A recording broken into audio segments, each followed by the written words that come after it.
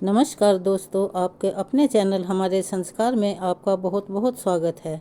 आज हम आपके लिए बैसाख मास महात्म्य की कथा नंबर 2 लेकर आए हैं। हरे कृष्ण गोविंद हरे मुरारी, हे नाथ नारायण वासुदेव। हरे कृष्ण गोविंद हरे मुरारी, हे नाथ नारायण वासुदेव। ओम नमो भगवते वासुदेवाय नमः। आज भी हम बैसाख मास महात्म्य की कथा सुनने से पहले एक भक्त और भगवान के बीच का रिश्ता क्या होता है, सच्ची भक्ति और सच्ची श्रद्धा की कहानी सुनाएंगे। भगवान की बनाई हुई इस दुनिया में कई तरह के लोग होते हैं। कुछ आस्तिक हैं, कुछ नास्तिक हैं, लेकिन कुछ ऐसे भी हैं जो ना आस्तिक की कैटेगरी में आते हैं और ना ही नास्तिक की कैटेगरी में आते हैं। कुछ ऐसे हैं जिन्हें आस्तिक और नास्तिक होना क्या होता है उनको पता ही नहीं है। जिस पर भी वो विश्वास करते हैं उसके कहे अनुसार उनके लिए वही सच होता है जो उन्हें बताने वाले बताते हैं।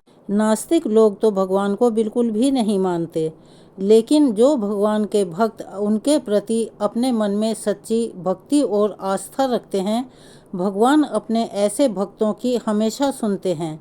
कभी कभी लोगों को यह कहते हुए सुना गया है कि हम भगवान की इतनी पूजा और भक्ति करते हैं, लेकिन पता नहीं क्यों भगवान की हमारे ऊपर कृपा ही नहीं होती। लेकिन ऐसा नहीं होता। कभी कभी भगवान कुछ देर से उनकी पूजा का फल देते हैं, लेकिन वो उनकी सुनते ज़रूर हैं।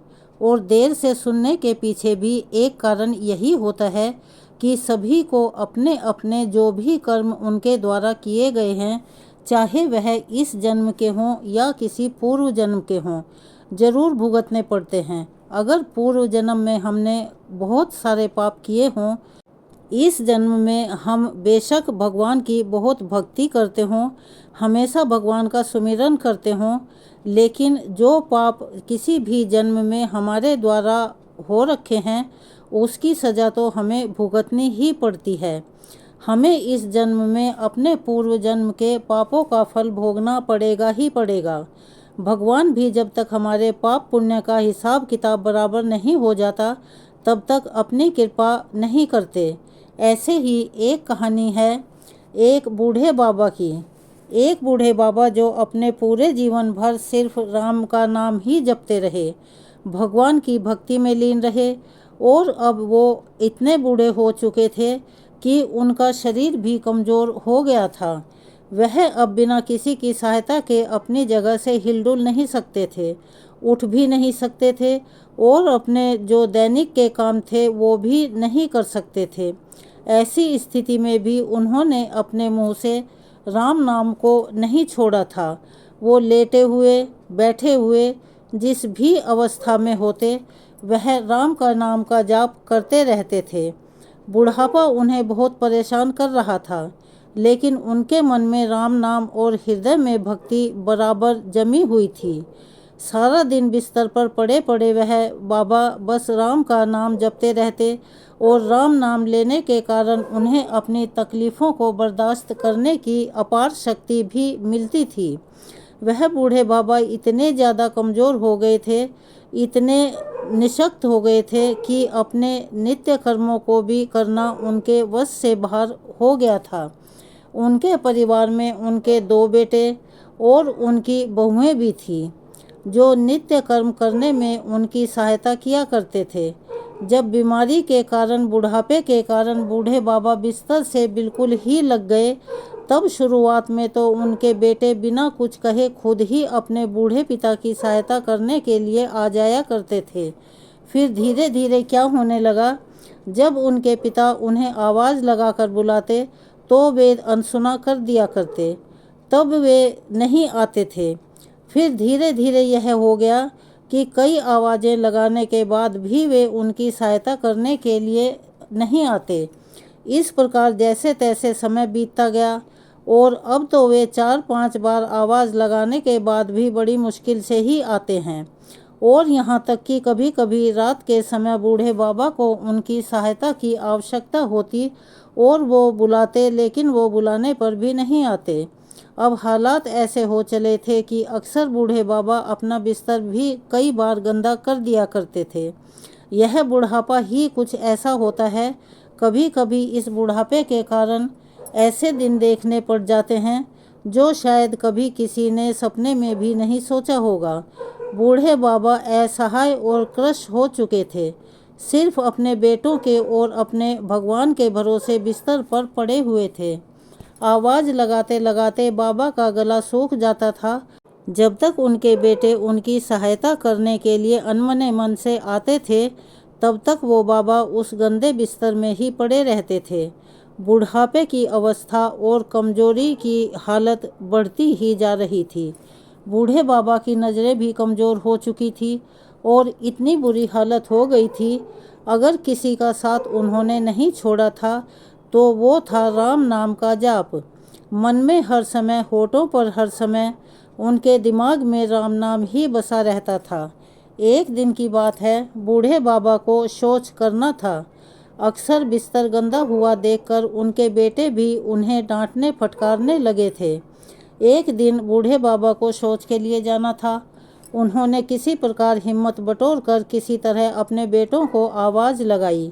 आवाज़ लगाते ही अगले ही पल किसी ने उनका हाथ बड़ी कोमलता से पकड़ लिया और उन्हें बड़े आराम से नित्य कर्म करवाकर उनके बिस्तर पर वापस लिटा दिया।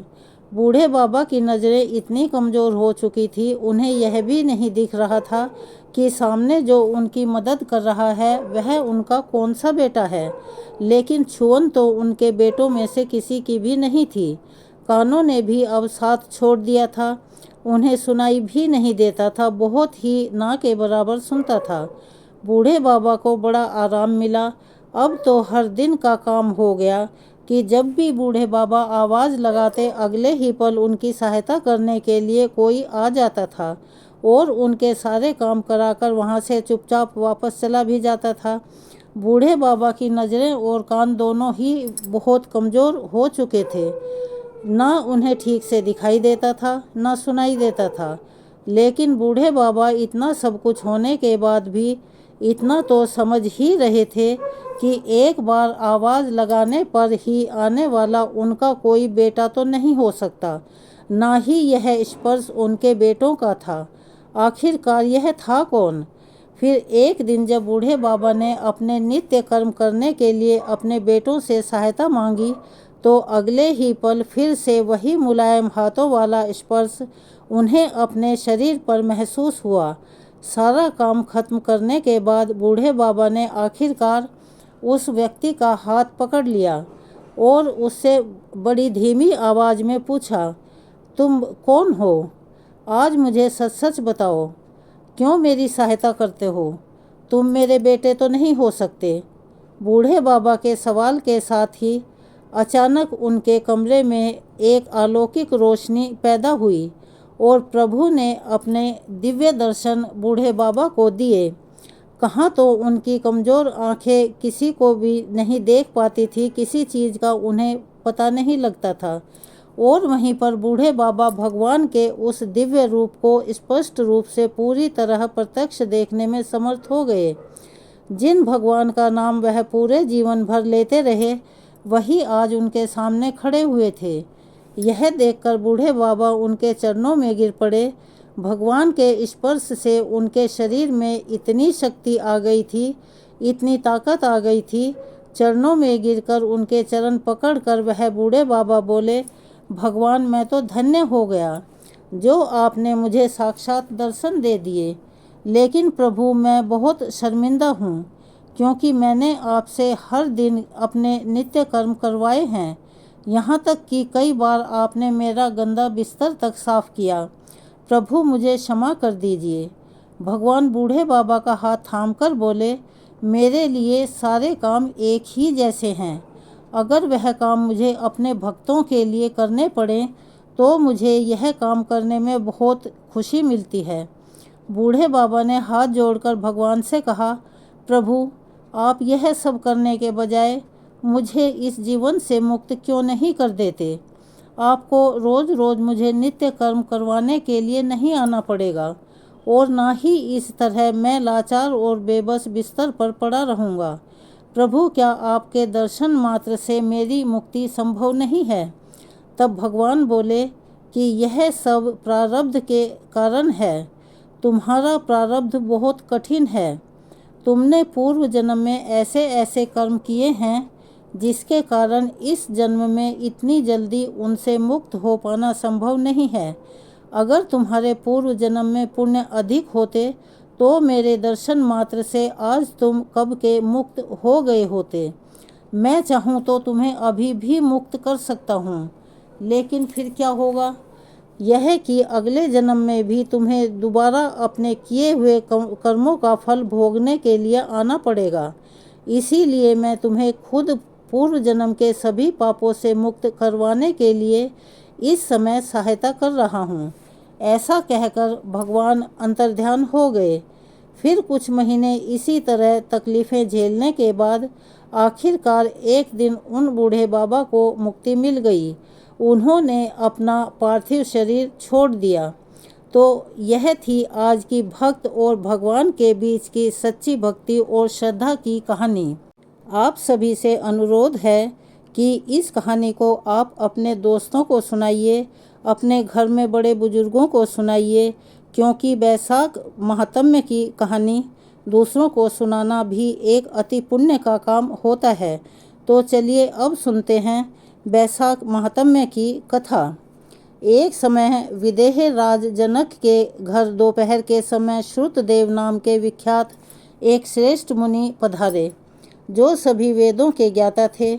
उन्हें देखकर राजा बड़े उल्लास के साथ उठकर खड़े हो गए और मधु पर्क आदि सामग्रियों से उनकी विधि पूर्वक पूजा करके उन्हें दंडवत प्रणाम किया और उनकी चरण रज को माथे पर लगाया। उनका स्वागत सत्कार करने के बाद जब वे आसन पर विराजमान हो गए, तब विदेह राजा के प्रश्न के अनुसार वैशाख मास के महात्म्य का वर्णन करते हुए इस प्रकार कहने लगे। श्रुतदेव ने कहा, राजन, जो लोग वैशाख मास में धूप से संतप्त होने वाले महात्मा पुरुषों के ऊपर छाता लगाते हैं, उन्हें अनंत पुण्य की प्राप्ति होती है। इस विषय में एक प्राचीन इतिहास का उदाहरण दिया करते हैं। पहले वंग देश में हेमकांत नाम से विख्यात एक राजा थे। वे कुशकेतु के पुत्र, परम बुद्धिमान और शस्त्रधारियों में श्रेष्ठ थे। एक दिन वे शिकार खेलने में आसक्त होकर एक गहन वन में जा घुसे। वहाँ अनेक प्रकार के मृग और वाराह आदि जंतुओं को मारकर जब वे बहुत थक गए, तब दोपहर के समय मुनियों के आश्रम पर आए। उस समय आश्रम पर उत्तम व्रत का पालन करने वाले सत्रिची नाम वाले ऋषि समाधि लगाए बैठे थे, जिन्हें बाहर के कार्यों का कुछ भी ज्ञान नहीं होता था। उन्हें निश्चल बैठे देख राजा को बड़ा ही क्रोध आया और उन्होंने उन महात्माओं को मार डालने का निश्चय किया। तब उन ऋषियों के 10,000 शिष्यों ने राजा को मना करते हुए कहा, ओ खोटी बुद्धि वाले नरेश, हमारे गुरु लोग इस समय समाधि में स्थित हैं। बाहर कहाँ क्या हो रहा है इसको ये नहीं जानते, इसीलिए इन पर तुम्हें क्रोध नहीं करना चाहिए। तब राजा ने क्रोध से विवल होकर शिष्यों से कहा, द्विज कुमारों, मैं मार्ग से थका मांदा यहाँ आया हूँ, अतः तुम्ही लोग मेरा आतिथ्य करो। राजा के ऐसा कहने पर शिष्य बोले, हम लोग भिक्षा मांगकर खाने वाले हैं। गुरुजनों ने हमें किसी के आतिथ्य के लिए आज्ञा नहीं दी है। हम सर्वथा गुरु के अधीन हैं, अतः तुम्हारा आतिथ्य कैसे कर सकते हैं। शिष्यों का यह कोरा उत्तर पाकर राजा ने उन्हें मारने के लिए धनुष उठाया और इस प्रकार कहा, मैंने हिंसक जीवों और लुटेरों के भय आदि से जिनकी अनेकों बार रक्षा की है, जो मेरे दिए हुए दानों पर ही पलते हैं, वे आज मुझे ही सिखलाते चले हैं। ये मुझे नहीं जानते। ये सभी कृतघ्न और बड़े अभिमानी हैं, अतः इन आताताइयों को मार डालने पर भी मुझे कोई दोष नहीं लगेगा। ऐसा कहकर वे कुपित हो धनुष से बाण छोड़ने लगे। बेचारे शिष्य आश्रम छोड़कर भय से भाग खड़े हुए। भागने पर भी हेमकांत ने उनका पीछा किया और 300 शिष्यों को मार गिराया। शिष्यों के भाग जाने पर आश्रम पर जो कुछ सामग्री थी उसे राजा के पापात्मा सैनिकों ने लूट लिया। राजा के अनुमोदन से ही उन्होंने वहां इच्छानुसार भोजन किया। तत्पश्चात दिन बीतते बीतते राजा सेना के साथ अपनी पुरी वापस आ गए। राजा कुशकेतु ने जब अपने पुत्र का यह अन्यायपूर्ण कार्य सुना तब उसे राज्य करने के अयोग्य जानकर उसकी निंदा करते हुए उसे देश निकाला दे दिया। पिता के त्याग देने पर हेमकांत घने वन में चला गया। वहां उसने बहुत वर्षों तक निवास किया। ब्रह्म हत्या उसका सदा पीछा करती रहती थी, इसीलिए वह कहीं भी स्थिरता पूर्वक रह नहीं पाता था। इस प्रकार उस दुष्टात्मा के 28 वर्ष व्यतीत हो गए। एक दिन बैसाख मास में जब दोपहर का समय हो रहा था, महामुनि त्रित तीर्थ यात्रा के प्रसंग से उस वन में आए।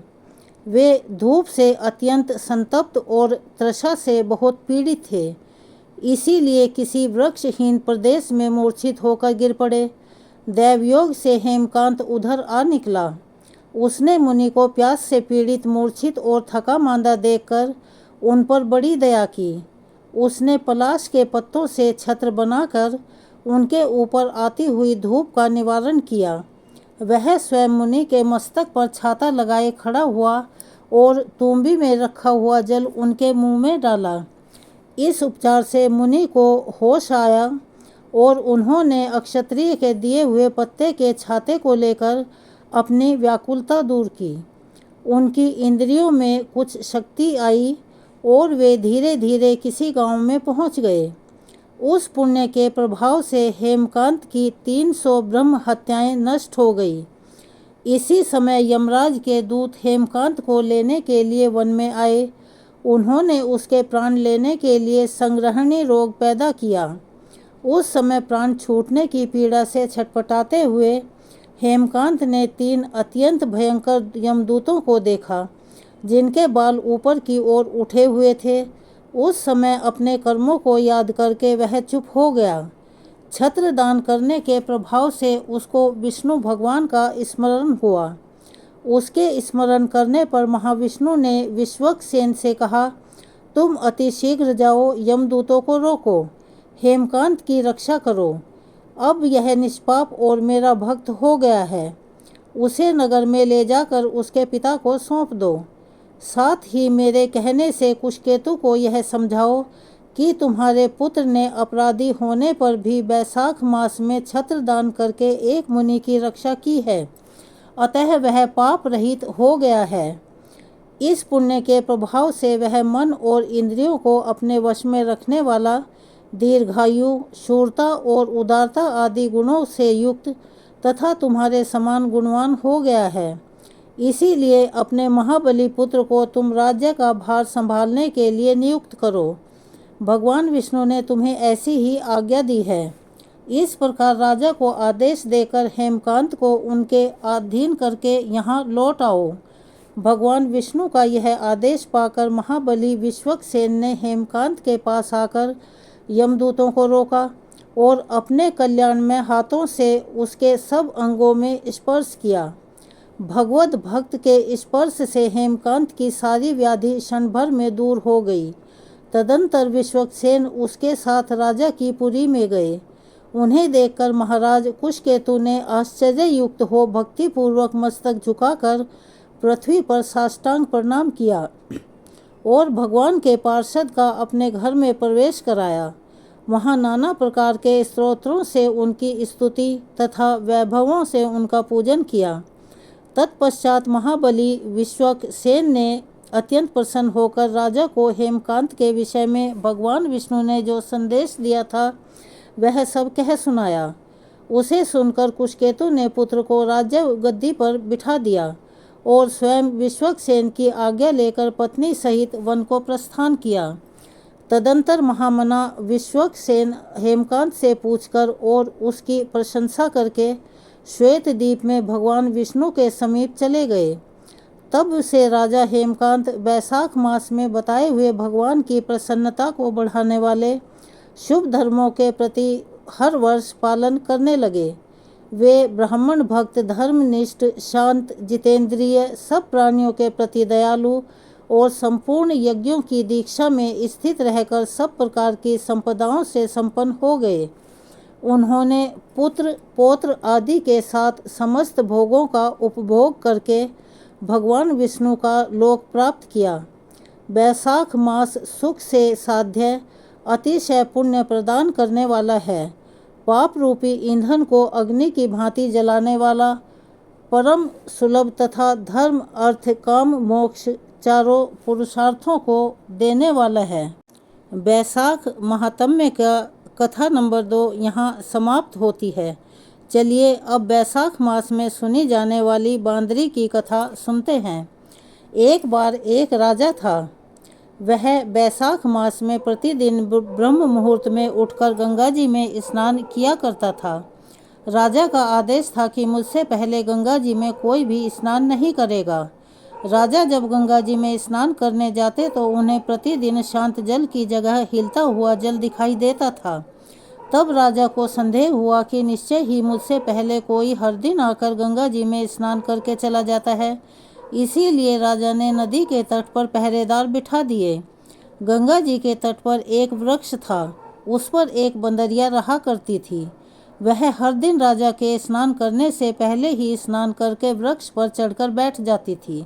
इस प्रकार होते होते पूरा वैशाख मास बीत गया, किंतु वैशाख के अंतिम दिन जब एकदम से छपाक की आवाज़ हुई, राजा के सिपाहियों ने देख लिया और उस बंदरिया को पकड़कर राजा के पास ले गए।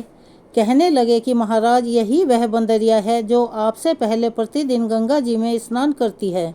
उधर राजा की प्रतिज्ञा यह थी कि अगर कोई भी स्त्री मुझसे पहले गंगा में स्नान करती होगी तो मैं उसी से विवाह कर लूँगा। इसीलिए अपनी प्रतिज्ञा के अनुसार राजा को उस बंदरिया के साथ ही विवाह करना पड़ा। वैशाख मास के स्नान के पुण्य से बंदरिया के गर्भ ठहर गया। 9 महीने पूर्ण होने पर बंदरिया ने राजा से पूछा कि महाराज, शिशु जन्म के समय मुझे क्या करना चाहिए। तब राजा ने महल में घंटी लगवा दी और बंदरिया से कहा कि जब तुम्हें दर्द हो उसे बजा देना, मैं तुरंत ही सारा प्रबंध करवा दूंगा। राजा की अन्य रानियां भी थी, लेकिन उनकी कोई संतान नहीं थी। बंदरिया को गर्भ ठहरा है, यह समाचार जानकर अन्य रानियां मन ही मन उस बंदरिया से ईर्ष्या करने लगी और भावी संतान का नाश करने के लिए तरह तरह की योजनाएं बनाने लगी। घंटी लगी देखकर एक रानी ने बंदरिया से इसका कारण पूछा। तब उसने सारा वृतांत कह सुनाया। रानी ने उसे बहकाया कि एक बार घंटी बजाकर तो देख ले कि राजा आते भी हैं या नहीं। बंदरिया ने घंटी बजाई तो राजा दौड़े दौड़े महल में आए और घंटी बजाने का कारण पूछा। तब बंदरिया बोली, महाराज, मैंने तो रानियों के कहने से ही घंटी बजाई थी। तब रानियों ने राजा से कहा कि महाराज, यह तो पशु है, ना जाने कितनी बार घंटी बजाएगी।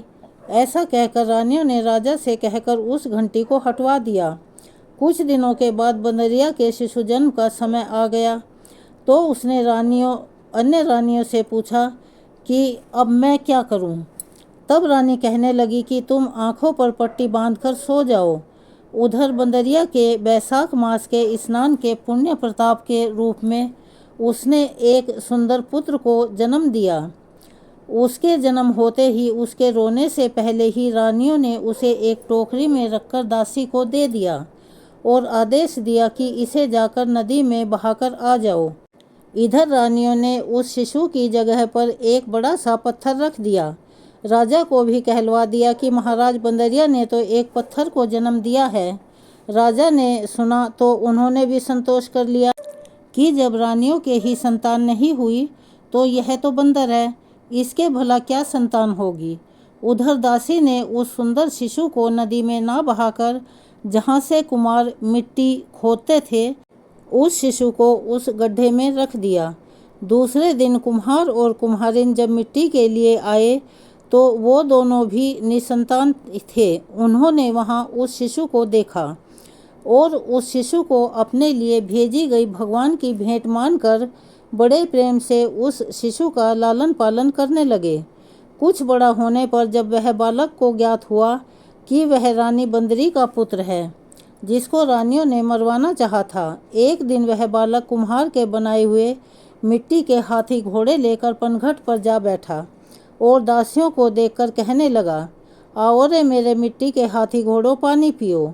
जब दासियों ने यह बात सुनी तो वह हंसने लगी और कहने लगी, अरे मूर्ख बालक, कभी मिट्टी के हाथी घोड़े भी पानी पीते हैं क्या? इस पर वह बालक एकदम से कहने लगा, अच्छा तो क्या कभी बंदरी के भी पत्थर जन्म लेता है? उस बालक की यह बात दासियों ने महल में बताई। तब रानी ने दूसरे दिन विष मिलाकर लड्डू भेज दिए। ईश्वर की कृपा से लड्डू गोंद और बादाम के बन गए। उन लड्डुओं को खाने से लड़के को कुछ भी नहीं हुआ, उसकी मृत्यु नहीं हुई। यह समाचार दासी ने रानी को बताया और रानी ने राजा से कहकर उस कुम्हार को देश निकाला दिलवा दिया। अब वह कुम्हार भटकता भटकता वन में ही रहने लगा। इसके बाद अगले वर्ष चैत्र मास में माता गणगौर के पूजन का दिन आया। तब वह बंदरिया का पुत्र 108 करवे और 108 गोली लेकर तथा घड़े में पानी भरकर बगीचे के बाहर बैठ गया। उधर राजा की और साहूकार की पुत्रियां गणगौर बनाने के लिए मिट्टी लेने के लिए आई और बगीचे में खेलने और झूलने लगी। इस कारण कुछ समय बाद उन्हें जोर की प्यास लगी। तब उन्होंने उस बंदरी के पुत्र से जल पिलाने के लिए कहा। तब वह बालक कहने लगा कि मेरे पास एक गोली है, उसे खाते जाओ और मेरे चारों ओर चक्कर लगाते जाओ, तब मैं तुम्हें जल पिलाऊंगा। इस पर पहले तो कन्याओं ने मना कर दिया, किंतु गर्मी और तेज प्यास के कारण वे तुरंत मान गई। इस प्रकार वह गोली खाने और उस युवक के साथ फेरे लेने से वह गर्भवती हो गई। बाद में जब उनके माता पिता को यह ज्ञात हुआ तब वे सभी कुम्हार के पास आए और सारा वृतांत कह सुनाया। फिर कहा कि तेरे पुत्र ने हमारी कन्याओं से विवाह कर लिया है, अब तो तुम्हें इन्हें अपने पास ही रखना होगा। तब कुम्हार ने निर्धन होने के कारण मजबूरी व्यक्त की। कुम्हार कहने लगा, महाराज, मैं तो अत्यंत गरीब हूँ, इन सभी बहुओं को मैं अपने घर में कहाँ और कैसे रखूँगा, क्या खिलाऊँगा? तब कन्याओं के माता पिता ने बहुत सारा धन देकर अपनी कन्याओं को कुम्हार के घर विदा किया। अब कुम्हार के घर 108 बहुएं आ गई। बाद में उनके 108 ही पोते हो गए। कुम्हार ने समस्त नगरी को भोजन हेतु निमंत्रण दिया और राजा को भी बुलवा लिया। राजा के यहाँ से रानी बांदरी के अलावा सब भोजन करने के लिए पधारे। तब वह राजकुमार जो कुम्हार के घर में पला बढ़ा था, राजा की आज्ञा लेकर बंदरी रानी को लेने रथ पालकी लेकर गया और लाकर सभा में सबसे ऊंचे सोने के आसन पर बिठा दिया। राजकुमार ने अपनी सभी पत्नियों को समझा दिया था कि बंदरी मुझे जन्म देने वाली माता है। फिर तो एक एक बहू रानी बंदरी के चरण स्पर्श करती गई और एक एक सोने का सिक्का और पोते को गोद में देती गई। जब राजा और दूसरी रानियों ने यह सब देखा तो कुम्हार के पुत्र से इसका कारण पूछा। रानियों को तो संदेह होने लगा कि यह अवश्य ही बंदरी का पुत्र है। अब तो रानियां रूठ कर राजा से कहने लगी कि कुम्हार के पुत्र ने हमारा अपमान किया है और बंदरी का सम्मान किया है, इसीलिए हम लौटकर जा रहे हैं। इधर राजा को पुत्र के जन्म का सारा रहस्य पता चल गया था, इसीलिए उन्होंने अपनी सभी रानियों को देश निकाला दे दिया और अपने पुत्र व पुत्रवधू और पोत्रों के साथ अपने महल में वापस आ गया। फिर राजकुमार का राज तिलक कराया गया। कुम्हार और कुम्हारिन को भी राजकुमार ने महल में रहने के लिए निवेदन किया, किंतु वे नहीं माने। तब राजा ने उन्हें ढेर सारा धन देकर विदा कर दिया। बैसाख स्नान का इतना महत्व है तो सबको बैसाख स्नान करना चाहिए। बांदरी ने बैसाख स्नान किया तो उसे राजा का राज्य, पुत्र, बहुएं आदि प्राप्त हुई। ईश्वर ने जैसे बंदरी को पुण्य मिला, इसी प्रकार बैसाख स्नान और बैसाख मास की कथाएं सुनने वाले, दूसरों को सुनाने वाले और हुंकारा भरने वाले सभी भक्तों को ऐसा ही पुण्य देना, सभी की मनोकामनाएं पूर्ण करना। सबके घर अन्न धन के भंडार भरे रखना। यह थी बैसाख मास में स्नान करने के बाद बंदरिया की कहानी, जो कि आपको हमने सुनाई। अगर आपने हमारे चैनल को अभी तक सब्सक्राइब नहीं किया है, आप चैनल पर नए हैं, तो प्लीज़ हमारे चैनल को सब्सक्राइब करें, वीडियो को ज़्यादा से ज़्यादा शेयर करें और हमारी वीडियो को एक प्यारा सा लाइक भी दे दें। कमेंट्स बॉक्स में ओम नमो भगवते वासुदेवाय नमः, हरे कृष्णा, राधे राधे लिखना ना भूलें। अपना सहयोग इसी तरह से हमें देते रहें। बेल आइकन को प्रेस करना भी ना भूलें, ताकि हमारी आने वाली हर वीडियो की जानकारी आपको नोटिफिकेशन के ज़रिए पहले ही मिल जाया करे। धन्यवाद।